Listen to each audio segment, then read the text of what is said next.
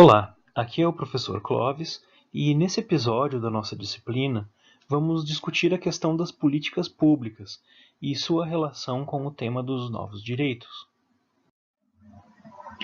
Em primeiro lugar, precisamos compreender que a política é um vasto campo do conhecimento, enfrentado pela filosofia, pela sociologia, ciência política, pelas ciências humanas em geral. Enquanto que a palavra políticas públicas tem um significado muito mais técnico, muito mais recente. Essa diferença se expressa na forma como essas duas palavras se traduzem em outras línguas, e eu cito o exemplo do inglês. Política em inglês é politics. Políticas públicas se fala public policies. A palavra política tem inúmeros significados. As correntes de pensamento, dentro e fora do mundo acadêmico, dão diferentes sentidos para o que seria uma atividade ou uma ação política. O número de definições é proporcional ao número de abordagens possíveis a respeito da atividade ou da ação política.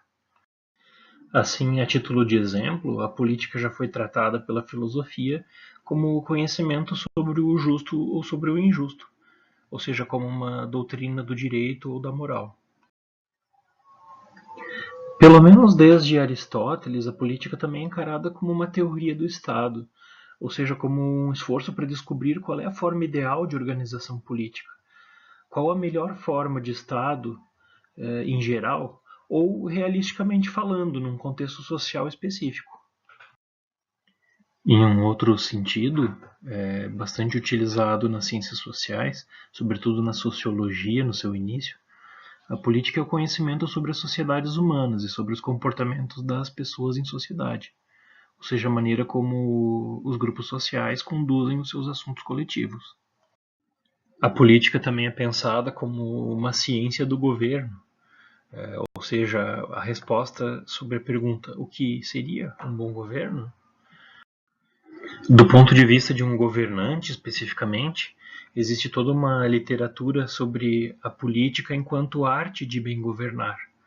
A arte no sentido de uma virtude, uma capacidade de saber bem conduzir os assuntos políticos enquanto governante. Fala-se na atividade política, na atividade desempenhada pelos partidos políticos, ou entidades em geral que representam interesses de grupos ou categorias, ou então determinados ideários políticos específicos. A política também é entendida por muitos como a atividade voltada ao exercício ou à conquista do poder. Vale a pena refletir que de tempos em tempos volta à moda falarmos em política como uma atividade vulgar baseada em interesses mesquinhos e em falsa propaganda. Essa concepção revela uma insatisfação com a atividade política que tem sido realizada, principalmente com a atividade político-partidária, mas não só com ela. Esse sentimento de insatisfação muitas vezes é justo, mas precisamos entender que uma sociedade só pode existir politicamente, ou seja, criando instituições para organizar e conduzir os assuntos que interessam a toda a sociedade e que não podem ser resolvidos de outra maneira a não ser coletivamente. Nesse sentido, a política é uma atividade essencial da vida humana. Nesse sentido, é importante rejeitar a maneira como os assuntos políticos foram ou são tratados em certas situações, quando acreditamos que as coisas estão erradas e os assuntos políticos não estão sendo conduzidos com ética ou com bons princípios. Mas temos que valorizar a política enquanto única atividade que permite transformar a vida social, sobretudo para melhor. É a atividade política que permite a busca de melhoria das nossas instituições e da maneira como resolvemos os problemas da vida social coletivamente. Em síntese, várias definições de política são possíveis, mas nós podemos ficar com a ideia de que a política não é a resposta, ela é o nome da pergunta. A pergunta sobre quais razões e possibilidades e limites da convivência entre seres humanos com diferentes crenças, diferentes hábitos, diferentes objetivos ou aspirações. Muito bem, a noção de políticas públicas é bem mais recente e bem mais restrita. A política pública vincula-se ao Estado moderno, enquanto instância responsável pela tomada de decisões que vão afetar toda uma coletividade. A política pública, num Estado democrático de direito, ela baseia-se em princípios previamente consagrados nas constituições e nas leis dos Estados modernos. Políticas públicas têm a ver com gestão, ou seja, como formular e executar certas ações para atender a determinados princípios e determinadas demandas da sociedade. Uma política pública é uma estratégia de ação pensada, planejada e avaliada, guiada por uma racionalidade coletiva, ou seja, que vai atender interesses e demandas da sociedade, em que tanto o Estado como a sociedade desempenham papéis ativos, sendo que a ação do Estado é concebida tanto na sua relação de reciprocidade com a sociedade, como na sua relação de antagonismo com a sociedade ou com determinados grupos sociais. Quais seriam as funções de uma política pública? Seriam, sobretudo, duas. Em primeiro lugar, a concretização daqueles direitos que já foram conquistados pela sociedade e, portanto, já foram incorporados nas leis. Certos direitos estão inscritos na Constituição Federal e estão previstos na nossa legislação. De certa forma, eles já são conquistas sociais. No entanto, nós precisamos formular estratégias para que esses direitos não fiquem apenas no papel, para que eles venham a se concretizar de fato. Em segundo lugar, é preciso alocar e distribuir bens públicos. O que são os bens públicos? São aqueles bens indivisíveis, ou seja, precisam ser usufruídos por todos ou por vários membros de uma comunidade. Eles são públicos no sentido de que não podem se pautar apenas pelo mérito ou apenas por uma lógica de mercado. Eles precisam estar acessíveis, de certa forma disponíveis para todos aqueles cidadãos que têm direitos a esses bens. Portanto, as políticas públicas são todas aquelas diretrizes elaboradas para enfrentar problemas de natureza política, onde a intencionalidade pública, ou seja, pretende-se resolver um problema coletivo dando resposta a uma questão que é de natureza pública. A razão para estabelecer uma política pública é resolver, portanto, problemas que são entendidos como coletivamente relevantes e que têm que ser resolvidos publicamente. Entretanto, a maior parte dos autores e dos operadores de políticas públicas adota hoje uma abordagem chamada de multicêntrica, ou seja, considera que os protagonistas no estabelecimento de políticas públicas não são apenas os entes públicos, não é apenas o Estado, mas também, em parceria com o Estado, organizações privadas, não governamentais, organismos multilaterais no plano internacional e redes de políticas públicas. Essa abordagem define a política como pública apenas em razão do objeto a ser enfrentado. Ou seja, precisamos resolver um problema que é de natureza pública, que é de interesse de toda a sociedade ou de grande parte dela.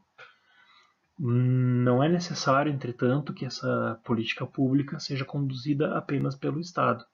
Os tomadores de decisão podem ser públicos ou privados, desde que a política esteja sendo realizada para concretizar direitos de ordem pública ou social.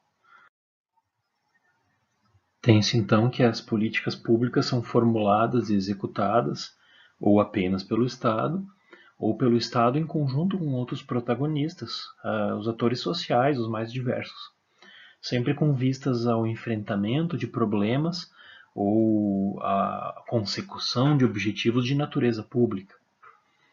Essa natureza pública aqui tem conotação muito ampla. É claro que no nível elementar, público se opõe a privado, mas isso aqui não se reduz aos interesses públicos do Estado, de interesses públicos estatais, e sim aos interesses públicos no sentido de interesses sociais, de interesses de todo o público, de toda a sociedade. Muito bem, todas as políticas públicas precisam ser desenvolvidas em etapas. Existe muita discussão acadêmica e mesmo entre gestores e operadores de políticas públicas sobre como entender melhor esse processo, quantas seriam essas etapas e como devemos entendê-las. Existem várias versões possíveis, uma delas estamos apresentando aqui nesse slide. Podemos pensar que as políticas públicas começam com a formação de uma agenda, ou seja, temos que perguntar quais são os direitos que nós queremos concretizar através dessa política, quais são os princípios e as diretrizes legais e constitucionais que precisam ser observadas.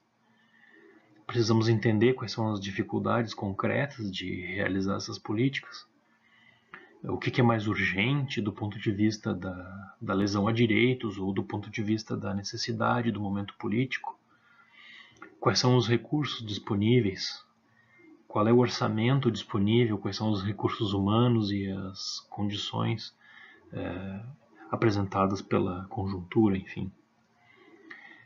Num segundo momento, nós passamos para a formulação.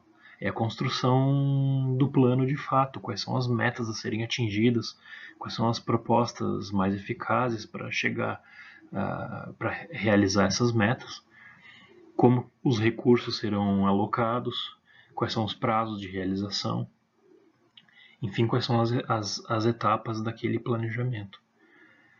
Na fase de operacionalização é quando se implementa de fato o planejamento inicial. É quando aquelas ideias arquitetadas se transformam em ações efetivas. O monitoramento é sempre necessário porque nós precisamos verificar o andamento do plano durante toda a sua execução, para saber se ele está sendo adequadamente desenvolvido, se as metas estão sendo atendidas, alcançadas, e se as funções de cada ator do processo estão sendo adequadamente desempenhadas.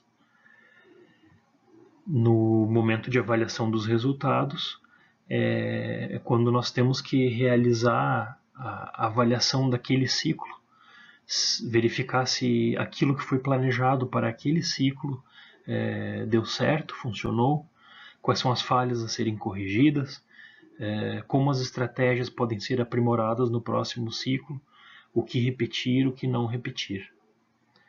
Uma política pública de qualidade é aquela formulada de maneira a atender os objetivos, os princípios consagrados em leis, que é implementada de maneira eficaz e que cumpre com os resultados esperados, concretizando direitos que têm legitimidade social e previsão em lei.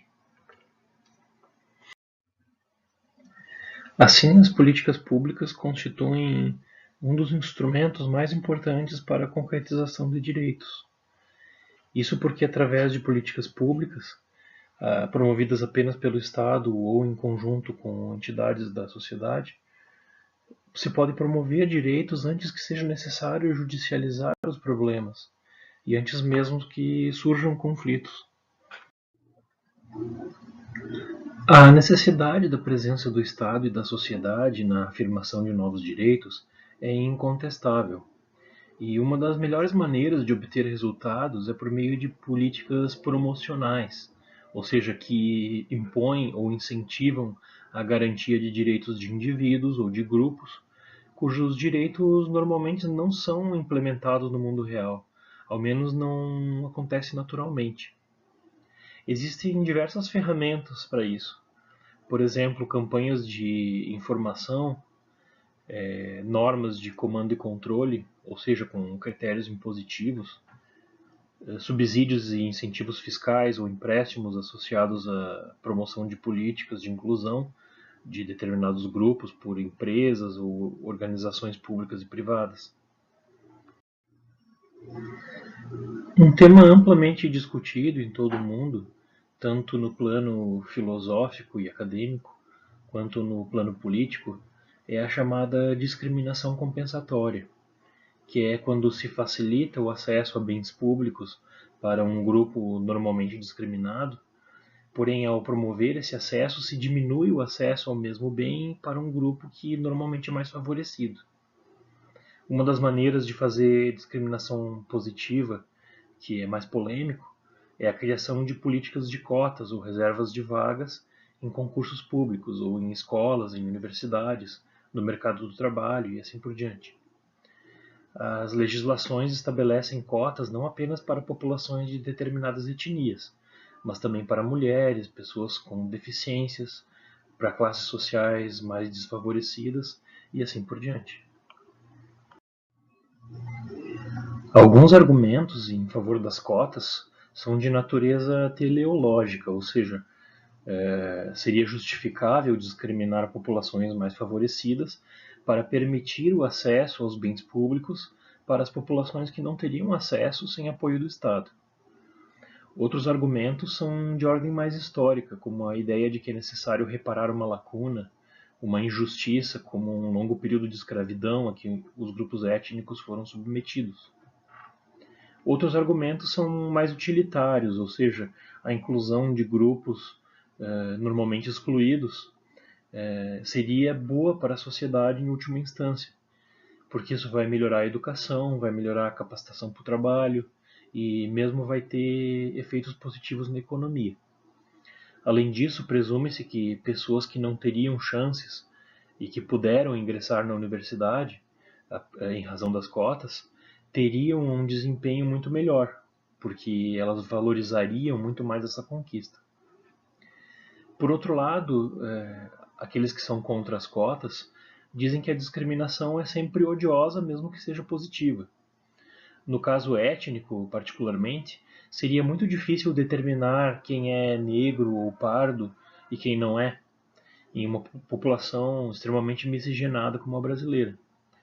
Além disso, mesmo que a discriminação compensatória seja benéfica sobre todos aqueles outros aspectos, elas seriam inerentemente injustas porque violariam membros individuais que fogem àquela regra geral do grupo.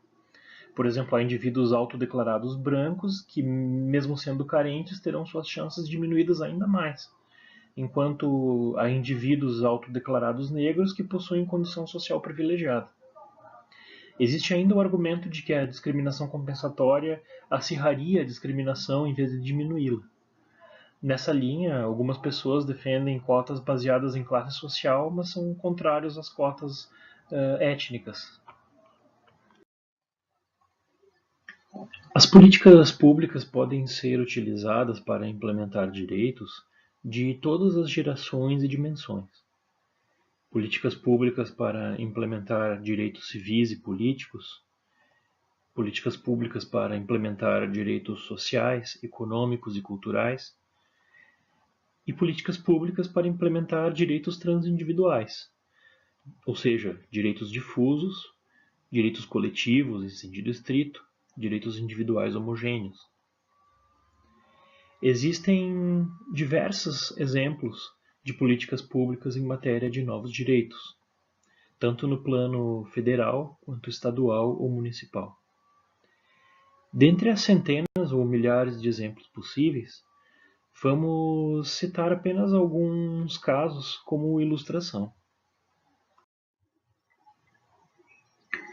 A Lei 12.587 de 2012, fundada no artigo 182 da Constituição e no Estatuto da Cidade, institui as diretrizes da Política Nacional de Mobilidade Urbana. Esta lei dá prioridade ao transporte público coletivo e ao transporte não motorizado e define o pleno acesso à cidade como um direito de todos os cidadãos. A Lei 11.124 de 2005 criou o Sistema Nacional de Habitação de Interesse Social e o Fundo Nacional de Habitação de Interesse Social, bem como o conselho gestor desse fundo, de modo a tornar mais efetivo o direito à moradia. A ideia era compatibilizar e integrar as políticas habitacionais federal, estadual e municipal e as demais políticas de desenvolvimento urbano, e, sobretudo, oferecer moradia digna como um direito e como vetor de inclusão social. Um programa amplamente debatido e polemizado foi o programa Minha Casa Minha Vida, estabelecido em 2009. Esse programa teve como objetivo facilitar o crédito via Caixa Econômica Federal para a compra de casa própria pela população de mais baixa renda. Na mesma linha, o programa Urbanização, Regularização e Integração de Assentamentos Precários, gerido pelo Ministério das Cidades, tem como objetivo promover a urbanização, a prevenção de situações de risco e a regularização de assentamentos precários. Saindo um pouco da questão urbana e entrando na questão das pessoas com deficiências, nós temos a Lei 7.853, que dispõe sobre o apoio às pessoas portadoras de deficiência, sua integração social, e a Coordenadoria Nacional para a Integração da Pessoa Portadora de Deficiência, o chamado CORD. O Decreto 3.298 regulamenta essa lei e cria a Política Nacional para a Integração da Pessoa Portadora de Deficiência, definindo educação especial enquanto forma transversal em todos os níveis de ensino, priorizando a atuação complementar da educação especial ao ensino regular.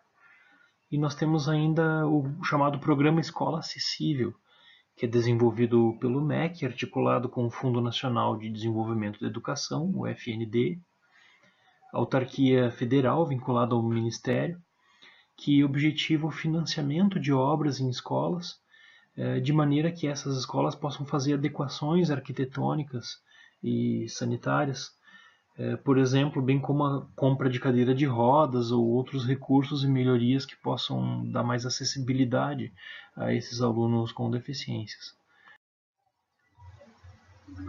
Na matéria ambiental, nós temos uma das maiores profusões de normas e políticas públicas em diversos setores. O núcleo desse sistema é a Política Nacional do Meio Ambiente. Ela estrutura o Sistema Nacional do Meio Ambiente, que é o conjunto de órgãos responsáveis pela política ambiental no Brasil, como, por exemplo, o IBAMA, o Instituto Chico Mendes de Conservação da Biodiversidade, os órgãos seccionais, como a FEPAM, no Rio Grande do Sul, os órgãos municipais da gestão ambiental, e assim por diante.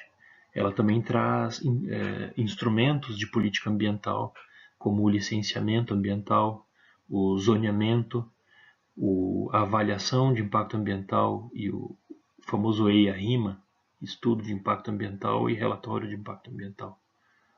Enfim, uma série de instrumentos jurídicos e econômicos para uma gestão ambiental adequada. O Sistema Nacional de Unidades de Conservação é uma legislação de 2000, vale a pena ser mencionado, pois trata da criação de espaços especialmente protegidos, como parques destinados inclusive ao turismo e à educação ambiental, as reservas biológicas, as estações ecológicas, as reservas extrativistas, enfim, são 12 categorias de unidades de conservação que são criadas e geridas conforme as regras previstas nessa lei. Nós temos também sistemas estaduais de unidades de conservação nos estados. A Política Nacional de Recursos Hídricos é a Lei 9433 de 1997. Ela estabelece que a água é um bem de domínio público, é um recurso natural limitado, porém dotado de valor econômico, e em situações de escassez, o uso prioritário dos recursos hídricos deve ser o consumo humano e a dessedentação de animais. A gestão dos recursos hídricos deve proporcionar um uso múltiplo das águas e a política é executada tendo como base territorial a bacia hidrográfica. A gestão dos recursos hídricos deve ser descentralizada no Brasil e contar com a participação do poder público porém também dos usuários e das comunidades. A Política Nacional de Biossegurança foi estabelecida em 2005 e ela cria também uma série de órgãos e parâmetros para a aprovação de atividades e empreendimentos que possam trazer riscos relacionados à biossegurança.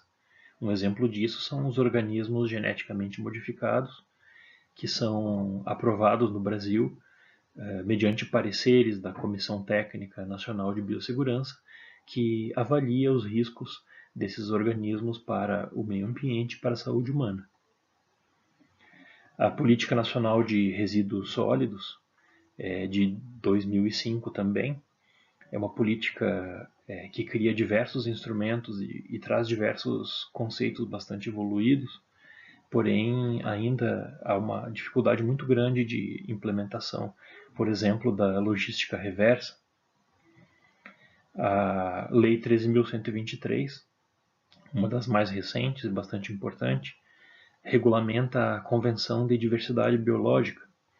Ela trata do acesso ao patrimônio genético no Brasil, aos chamados conhecimentos tradicionais associados à biodiversidade e a repartição de benefícios na exploração do patrimônio genético.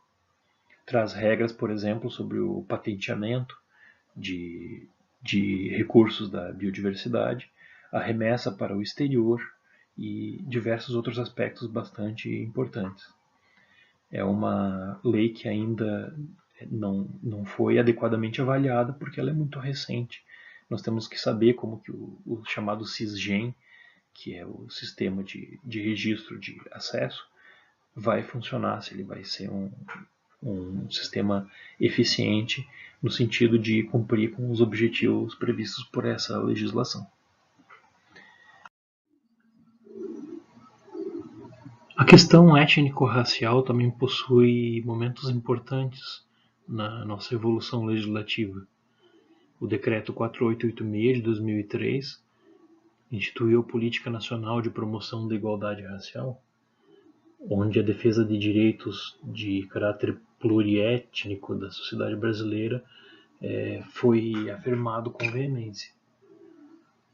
Fala-se em ações afirmativas voltadas a inibir a discriminação e a desigualdade racial mediante a geração de oportunidades. Fala-se em articulação temática de raça e gênero nas políticas públicas e no fortalecimento de instituições, bem como a melhoria da qualidade de vida da população negra.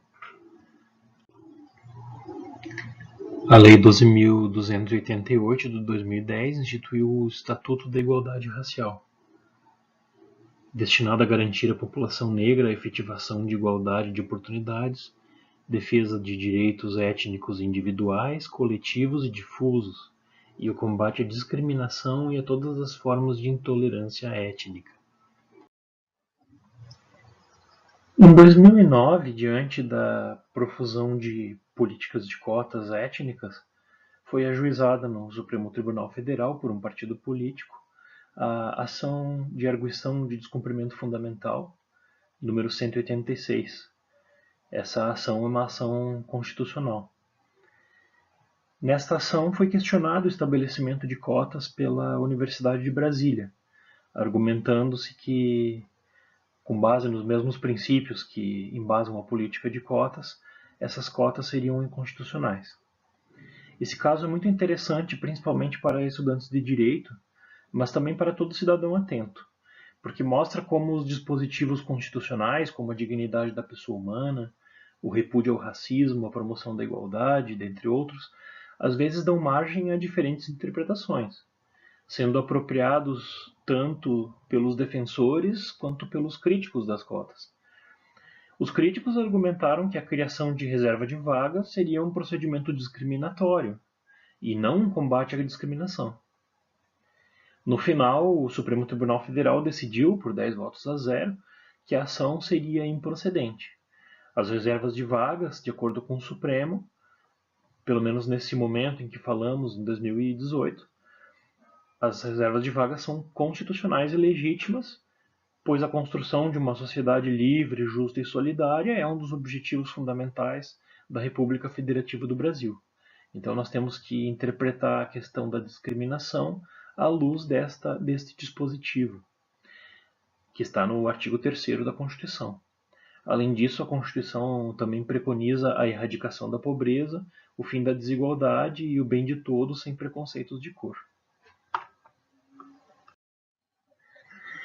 Logo depois de encerrada essa ADPF, foi promulgada a Lei 12.711, chamada Lei de Cotas.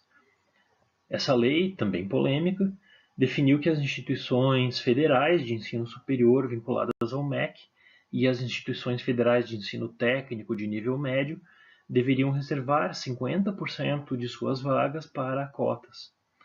A lei não exige, ou melhor, não atinge instituições de ensino estaduais nem instituições privadas, portanto não exige cotas nesse tipo de instituições. Mas atinge sobretudo universidades federais e a Rede Federal de Educação Profissional. Outra lei bastante importante, mas também bastante polêmica, é a Lei 8.313, a chamada Lei Rouanet, que institui o Programa Nacional de Apoio à Cultura. Esse programa ele tem como objetivo facilitar os meios para o acesso às fontes da cultura, promover e estimular a regionalização da produção cultural e artística brasileira, apoiar, valorizar e difundir as manifestações culturais e os seus criadores, proteger as expressões culturais de grupos formadores da sociedade brasileira e o pluralismo da cultura nacional, salvaguardar a sobrevivência e o florescimento dos modos de criar, fazer e viver a sociedade brasileira, preservar os bens materiais e imateriais do patrimônio cultural e histórico, desenvolver a consciência internacional a respeito dos valores culturais de outros povos e nações, estimular a produção e difusão dos bens culturais de valor universal, priorizar o produto cultural originário do Brasil. Essa lei é polêmica não tanto pelo seu objetivo, uma vez que promover a cultura nacional é algo praticamente consensual. As polêmicas residem basicamente nos critérios de seleção e de apoio para atividades artísticas e culturais. Existem críticas, por exemplo, de irregularidades na concessão desses benefícios. Existem críticas também com relação à categoria de artistas que são geralmente selecionados. Alguns acham que são geralmente selecionados artistas já famosos, já bastante conhecidos, enquanto os critérios deveriam ser alterados no sentido de privilegiar o apoio a atividades culturais de artistas iniciantes, por exemplo.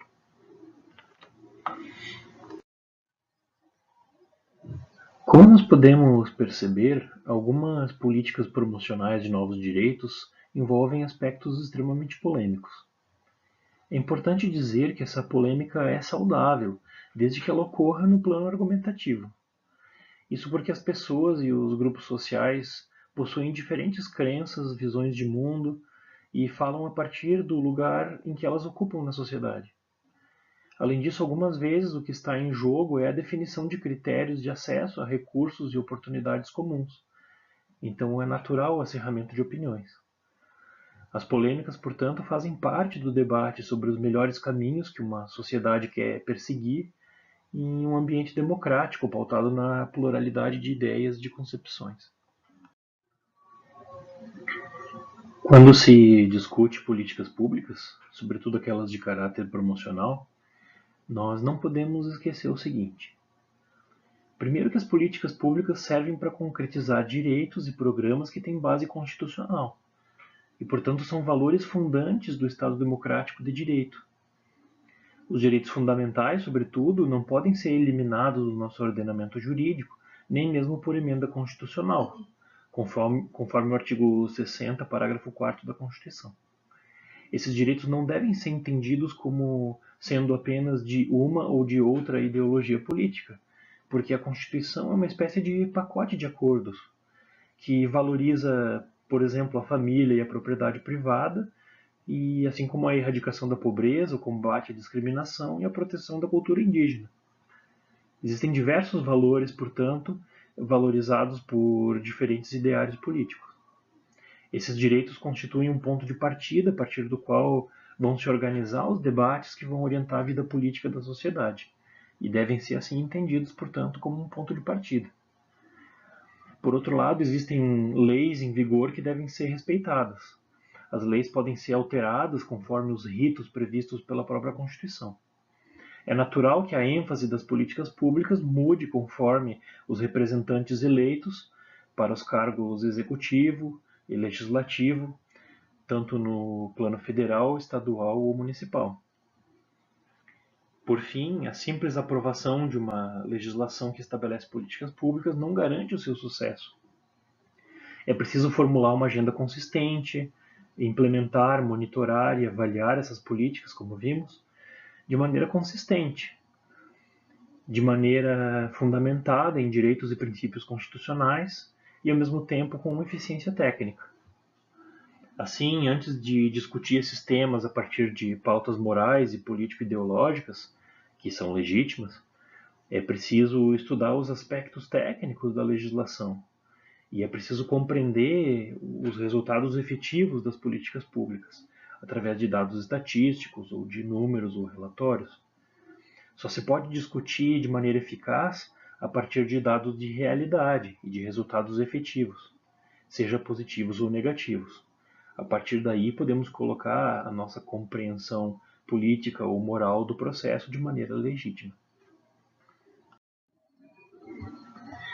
Assim, resumindo, temos que prestar atenção em três aspectos fundamentais: a fundamentação jurídica da política pública, a sua legitimidade política e a eficiência e o embasamento técnico que vão orientar os resultados positivos que essa política pode alcançar.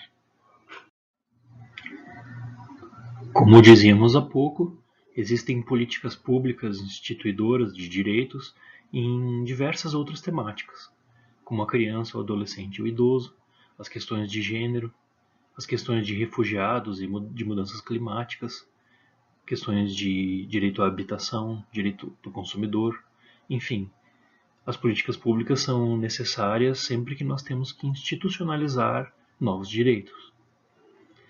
Para concluir essa unidade, podemos concluir em uma frase que os novos direitos podem ser concretizados mediante ações regulares e institucionalizadas de governos, sozinhos ou em parceria com outros atores sociais, com o objetivo de realizar objetivos e fins previamente determinados.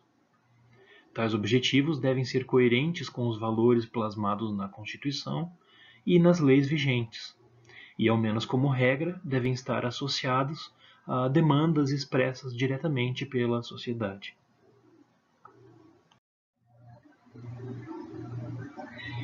Espero que você tenha aproveitado essa aula e melhorado sua compreensão a respeito das políticas públicas instituidoras e garantidoras de novos direitos no Brasil. Procure se informar sobre quais são as políticas públicas vigentes, conhecendo as regras que presidem essas políticas, a maneira como elas foram institucionalizadas através de leis e decretos, e formar sua opinião sobre no que elas poderiam melhorar, quais seriam as políticas públicas mais adequadas para a solução dos problemas sociais e, sobretudo, para tornar os direitos, os novos direitos previstos na Constituição e nas leis, realidades concretas. Um grande abraço a todos, o professor está à disposição e fiquem bem.